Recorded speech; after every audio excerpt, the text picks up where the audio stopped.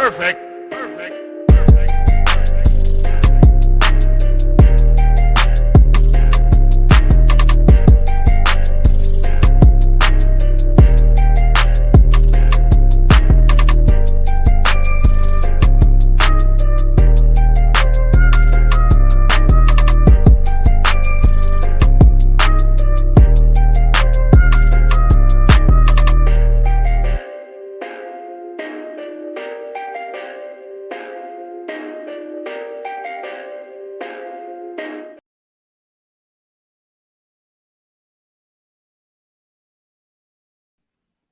All right, everybody, what's going on? And welcome to today's edition of SWAC Talk. Of course, this is the show we cover the SWAC inside and out.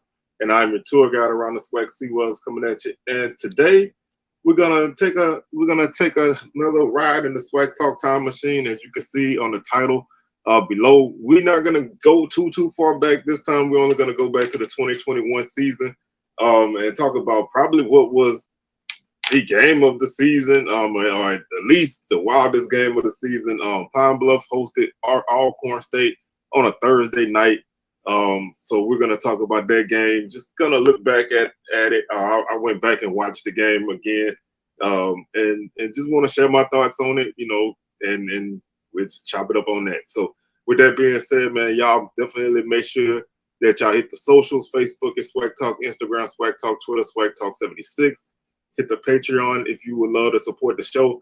We have a $3 level that gives you access to a members-only group chat and the ability to suggest topics for SWAC Talk and SWAC Smoke. We also have a $5 level that gives you both those perks, and it allows you to be a part of a live members roundtable on SWAC Smoke on the last Thursday of the month. And we'll probably do some other things, some pick'em contests and things like that during the season. So joining the Patreon to give you access to all of that stuff. Like I said again, $3 level, $5 level. Make sure y'all hit that up, patreon.com/SWACTalk. If you like to if you like to ride in the time machine, man, if you like the craziness of SWAC Smoke, if you like all the things that go down with SWAC Talk, make sure you subscribe to the channel. We are definitely growing rapidly. We are making our way to that 1K, so we definitely appreciate everything that everybody's done. But if you haven't subscribed yet, once you go ahead and hit that subscribe button, don't forget to like the video, share them, and hit that notification bell to be alerted to when videos come out. So that's all of that in a nutshell. So let's go ahead and hop in the time machine, man. Set the way back button for 2021. The fall of 2021, coming off of a spring season that saw Alabama, A&M, and Pine Bluff, of all teams, play in the SWAC championship. Fast forward to the fall of 2021, is business as usual. This is actually I believe this is week 3 of the actual season. September 23rd, 2021, Thursday night SWAC football. First SWAC game for both teams. And coming into this game, Alcorn comes into this game with a record of 1-2. They had lost in the MEAC SWAC Challenge to North Carolina Central 23-14. They beat Northwestern State 13-10, and then they would lose to South Alabama by a score of 28-21. In the game they probably should have won. They had the opportunities. Couple of things were taken from them in that game, so they could easily be 3-0 coming into this game, because they had their chances against North Carolina Central, but they couldn't get past Davius Richard as a young QB and the Eagles. And then they dropped a 7-point decision to a FBS squad. So losing your first two of your first 3 games by 16 points, and then beating Northwestern State this could have been a totally different entrance into this game. But you come in at 1-2, looking to continue your momentum of an early season and get your first SWAC dub. Pine Bluff comes into this game with a 1-1 record. They beat Lane to start the season 34-16, and then they lost to Central Arkansas by a score of 45-23. And this, they came in, off of a SWAC West title. Yes, it was a spring season, and I know a lot of people don't really look at that season too adequately, but They come in on with that title in their hand at the very least. So you're gonna have to defend that, and your first option is against a team who has won the last 4 East Division titles and didn't play in the spring. So this is Alcorn's first SWAC game since 2019. So they if you want to defend your title, you got to start it off against a team who came in with that winning pedigree. And a lot, I think it was not really I don't really think this was a big game heading into the game. So it was one of those games that became, big because of the outcome of the game, not necessarily the matchup itself. Like I said, Thursday night games, sometimes those games get lost in the shuffle.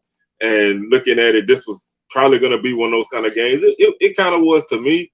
I didn't necessarily feel like this was a game that I needed to just must watch TV. Of course, I'm watching because it's SWAC football, but I didn't necessarily have the biggest need to see this game in action, but I watched it and was very entertained.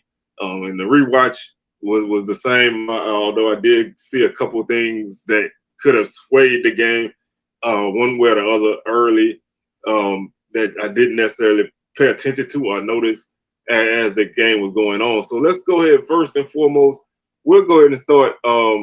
Typically, I start with the box score, but I'll go ahead and go through the box score. Pine Bluff jumped on Alcorn early in this game. They led this game 23-7 after the first quarter. So this was a game where Pine Bluff was the underdog, and they came out and they took advantage of a big kickoff return to open up the game. And that was one of the things that really helped them out. They took the kickoff 65 yards to the Alcorn 31-yard line. So big return by Tyron Ralph to open up the game. And then Pine Bluff would take the ball and they would take it and score. So they would get a Kiara Crossley touchdown from 12 yards out to open up the scoring. That would give them a 6-0 lead. Zach Kuzniska would kick the extra point, giving them a 7-0 lead with 12:51 left in the first quarter. That drive took 5 plays and 31 yards off the clock, 209, 35 yards, 31 yards, 209 off the clock. Pine Bluff led 7-0. Alcorn gets the ball. They get the ball at their own 26. They run a couple plays, and then on 2nd and 4, Felix Harper throws a first down completion to Juan Anthony, and then Felix Harper is intercepted on the next drive by Zion Farmer, who returns it 32 yards for a pick 6. Almost fumbled. It was a crazy play. He caught the ball, was probably about the 10-yard line or so, and because he's a big guy, he's a defensive lineman. He kind of lost the handle, but he was able to snatch it back out the air and score. So Pine Bluff goes up 14-0 after the extra point. So with 11 and a half minutes left in the first half, in the first quarter, Pine Bluff's up 14-0. So you have a big kickoff return and a pick 6, 2 momentum changing plays for Pine Bluff early, and that kind of got them off and running. Alcorn would get the ball at their 32, and they would end up having to punt. Not a good punt, and Pine Bluff would get the ball at the Alcorn 47. Alcorn had a fumble on that drive, but it was recovered by Felix Harper, so that led to them having to punt on a 4th and 12. Pine Bluff gets the ball at the Alcorn 47. They drive it down to the Alcorn 28 and get a field goal from 45 yards from Zach Kuzniska, which would make the score 17-0 at that point. Pine Bluff's cruising. They're up by 17 points, and you really starting to feel like this game can get completely out of hand. Alcorn would strike back on the ensuing drive. They would strike back, finally getting them something going. They would only take a couple plays to score. They get the ball at the 40. They got the ball at the 41-yard line of Pine Bluff after a 57-yard return by Manny Jones. So a big return for Alcorn, sets them up in great field position. Felix Harper completes a pass to C.J. Bollard for 18 yards to the Pine Bluff 23. They would then, after a couple dead plays, they would pick up a 26-yard touchdown from Harper to LaCharles Pringle, which would get Alcorn on the board. Extra point was good. That was a 4-play drive that took 41 yards. They drove 41 yards and took 124 off the clock. So Alcorn sitting at 17-7 now, trailing by 10 after a nice quick drive. And that was one of those things where you look like, okay, now the ship is starting to be righted. Alcorn got their big play. They're about to get back in it. But Pine Bluff was undeterred. They would get the ball on the ensuing drive, and they would score. They would start at their own 25. After a fair catch, they would start at their own 25, and they would drive and score on a 35-yard pass to Josh Wilkes from Skylar Perry. Extra point was blocked. That was a 9-play, 75-yard drive. They took 4:51 off the clock. Big drive to answer Alcorn's touchdown, and Pine Bluff leads now by a score of 23-7 in the first quarter. So huge first quarter for Pine Bluff, 23 points. This is a team that didn't really score a lot. I think they scored barely 23 points in their second game of the year. Scored a little bit more, less than 40, I think, in the first. But they hadn't, this was a huge first quarter. No way, no shape about it. It was shaped by Pine Bluff big plays, and they were able to just jump on Alcorn and control the ball that whole first half, that whole first quarter, pretty much. Not a lot of action in the second quarter. There would only be one score in the second quarter, and that came with 5:03 left in the second quarter. So the game kind of settled down a little bit. You kind of see Alcorn get the ball. They end up punting. They go 3 and out and punt. They had a sack that set them back. Gave them a 4th and 20. They had the punt. My boy Golden Foot came in, punted 47 yards for Alcorn. Alcorn put the Golden Lions at their own 33. They would get they would fumble at the Alcorn 20 at their own 29-yard line. Kiara Crossley would fumble, recovered by Alcorn. Alcorn would get the ball at the Pine Bluff 29.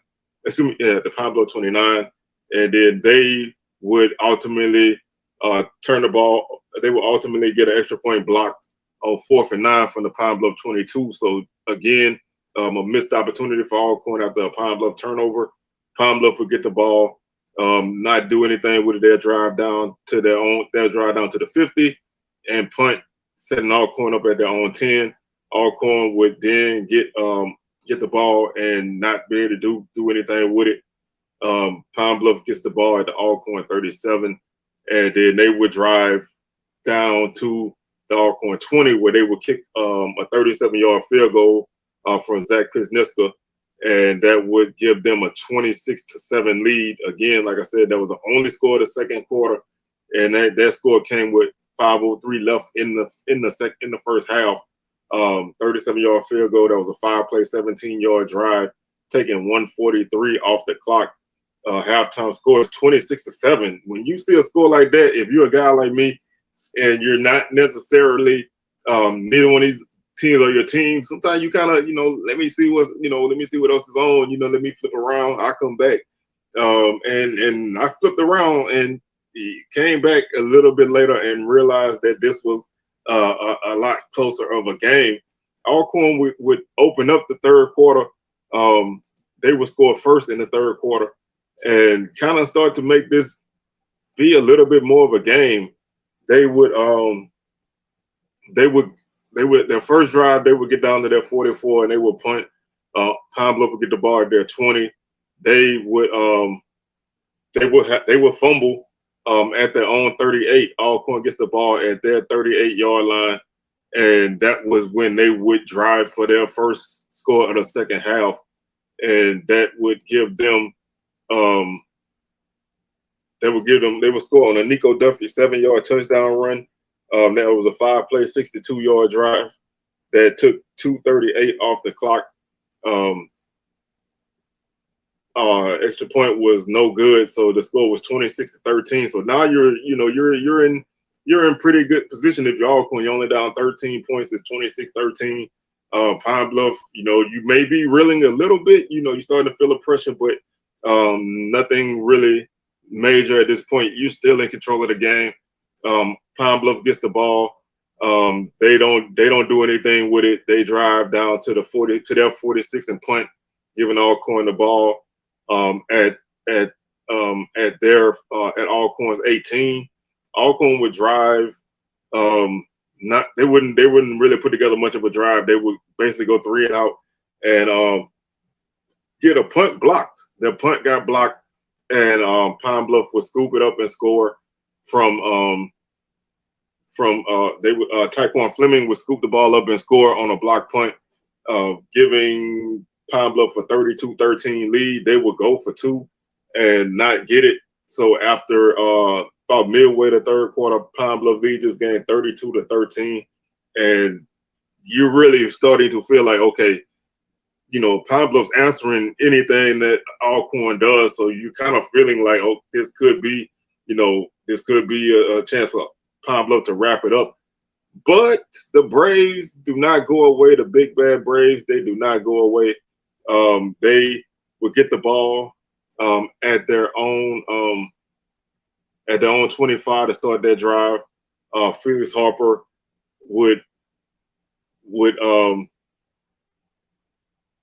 hit a wide open LaCharles Pringle for a 60-yard touchdown. I mean, it had to be a busted coverage. He was wide open.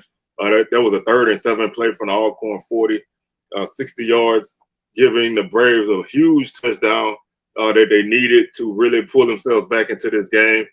The 2-point conversion was no good. That was a 5-play, 75-yard drive that took 1 minute and 42 seconds off the clock, making the score 32-19. So you're back to within 13 points. The half is starting to really, it's really starting to come to an end, but you're finding yourself in a good position. Alcorn would ultimately outscore Pine Bluff by a score 19-7 in the third quarter, and 19-6 in the third quarter, and we'll see this final Alcorn touchdown coming late in the third quarter as Pine Bluff got the ball they were able to get a big kickoff return for 63 yards down to the Alcorn 3-yard line. And this is probably one of the plays that, if you look at the game, is a pivotal drive for Pine Bluff that didn't result in any points. They would get the ball at their own 3 at the Alcorn 3 and not score. They would actually lose 3 yards. And on 4th and goal, they threw an incomplete pass. And Alcorn will get the ball at their own 6-yard line. So to me, and I don't like to play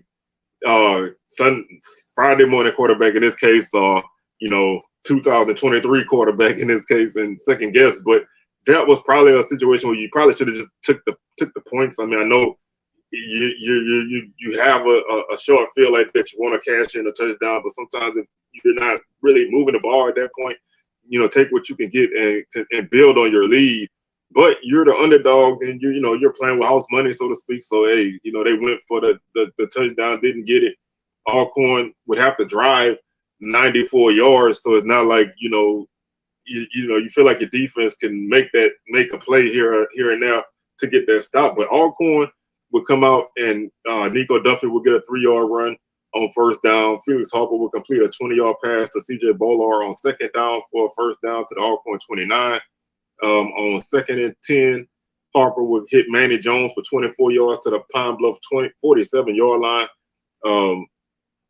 On 1st and 10 from the 47, Harper would complete a 30-yard pass to Bolar to the Pine Bluff 17. And now you're starting to see some little chinks in the armor of Pine Bluff. Alcorn's starting to really get that offense going.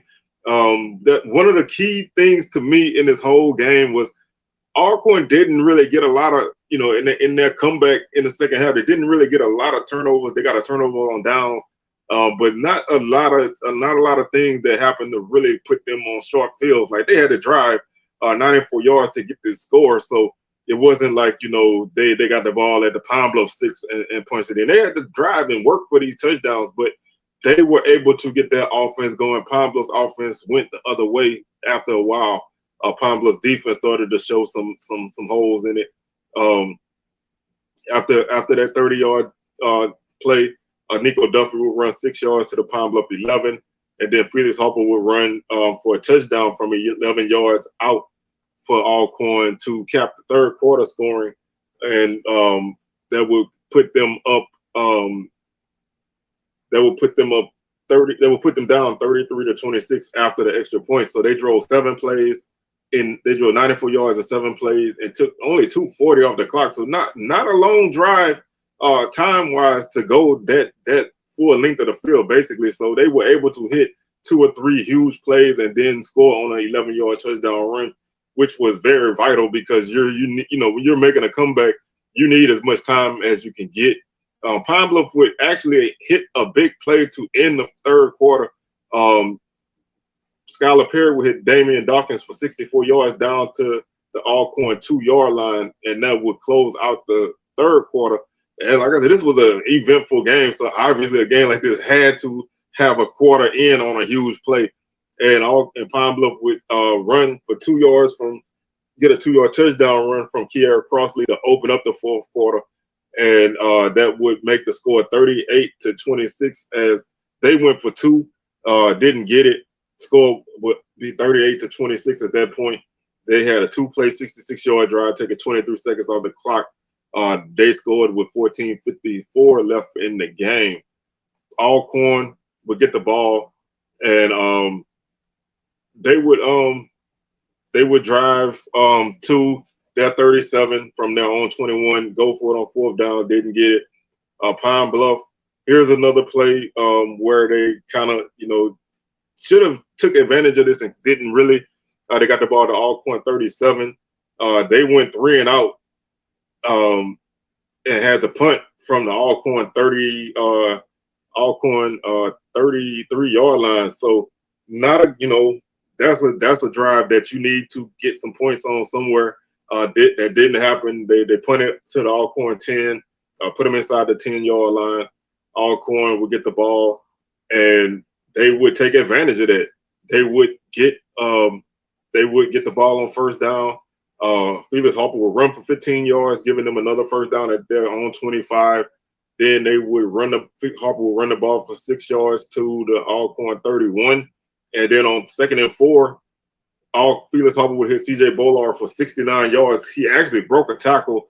Pine Bluff, they could have got him down, but he broke a tackle and scored, making this a 2 interesting game. Now, extra point was good, 38-33. Now we sit with 9:23 left in the game.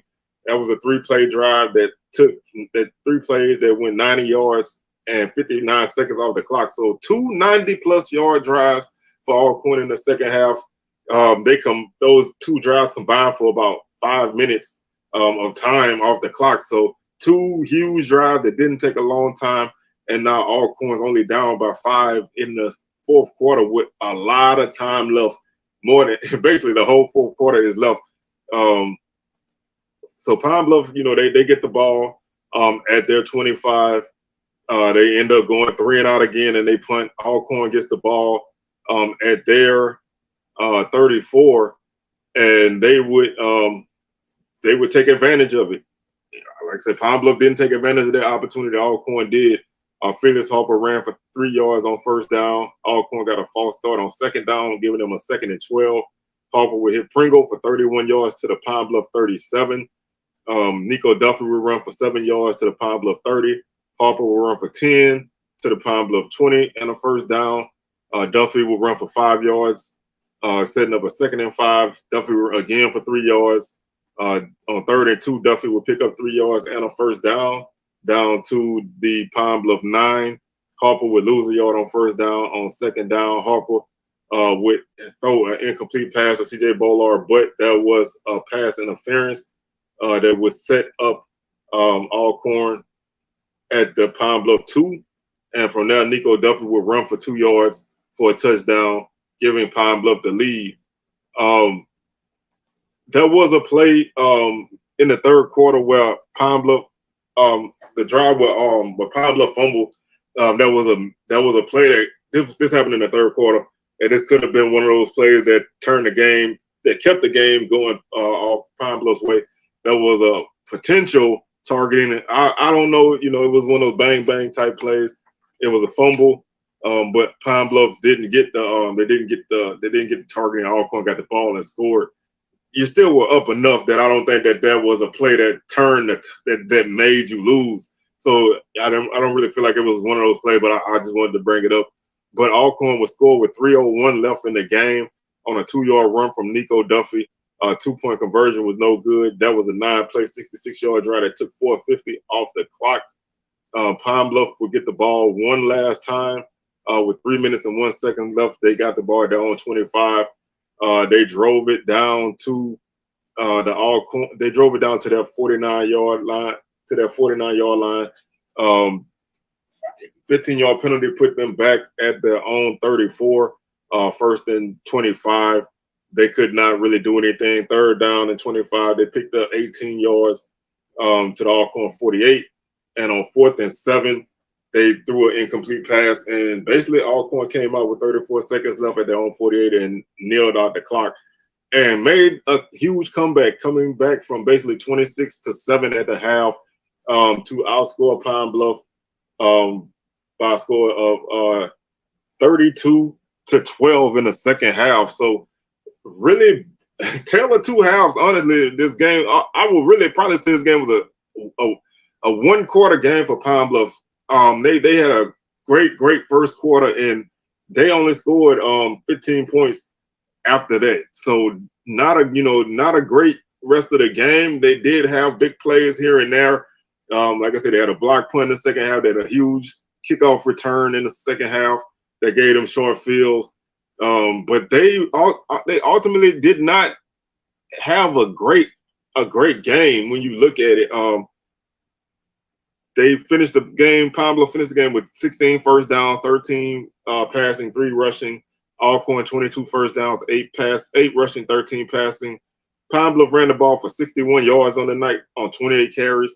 They averaged 2.2 yards per carry. They would score 2 touchdowns. They gained 85 yards total. They lost 24. Alcorn ran the ball for 141 on the night on 43 carries, 3.3 yards per carry, and 3 touchdowns. Alcorn lost 60 yards on the night. They gained 201 total, lost 60. Pine Bluff was pretty solid through the air, 316 yards on 23 of 38 passing, 1 touchdown, no interceptions. Alcorn 389 yards, 16 of 32, 3 touchdowns, 1 interception. Alcorn outgained Pine Bluff 510 to 377. Alcorn ran 75 plays, 6.8 yards per play. They did fumble once, they didn't lose it. So Alcorn only had 1 turnover in this game, and Pine Bluff actually scored on that turnover. Pine Bluff fumbled the ball 4 times and lost 4 fumbles. So if you want to look at one of the things that really turned this game around, Pine Bluff turning the ball over 4 times is definitely a recipe for disaster. 6 penalties for Alcorn for 45 yards, 9 for 78 for Pine Bluff. Pine Bluff was 4 punts for 149 yards, 37.2 yard average. They had 3 punts inside the 20. Alcorn 6 punts, 155 yards, 25.8 yards per punt. Time of possession, Alcorn 33:01, Pine Bluff 26:59. Alcorn was 7 of 16 on third down, so really efficient for them. Pine Bluff was only 4 of 12 on third down, so they had a lot of opportunities where they could not convert third down. They went 3 and out a lot in the second half. They had a couple of turnovers on downs. They were 0 for 2 on 4th down. Alcorn was 1 for 2. Alcorn was 3 of 3 in the red zone. Pine Bluff was 3 of 5 in the red zone. Alcorn, no sacks on the night. Pine Bluff finished with 6 sacks. They first half, the pressure was really solid on Felix Harper. They kept him off balance. Second half, Alcorn started to pick up that pressure and hit those big passes. The secondary couldn't really cover the Alcorn receivers, and that was a big difference in this game. Like I said, that's why I feel like this was a tale of the first quarter and then the rest of the game, because as the game went on, I think Alcorn got more comfortable. I think Pine Bluff just couldn't really seal the deal at that point. And that kind of put them in a position to where they had to kind of, I don't want to say, I mean, obviously they were winning, so they weren't necessarily fighting from behind, but they almost had that feeling where I think they knew the game was getting away from them. And when that happens, you find yourself in a tough spot. It's tough to kind of get out of that situation. Alcorn was 3 or 4 on extra points, Pine Bluff 2 or 3. Both teams were 0 for 2 on 2-point conversions. Alcorn missed their only field goal. Pine Bluff was 2 for 2 on field goals. Individually, Felix Harper, 16 of 32, 369 yards, 3 touchdowns, 1 interception. Like I say, was sacked 6 times, had a long of 69. Skylar Perry, 23 of 38 for 316, 1 touchdown, no interceptions, long of 64. He wasn't sacked at all.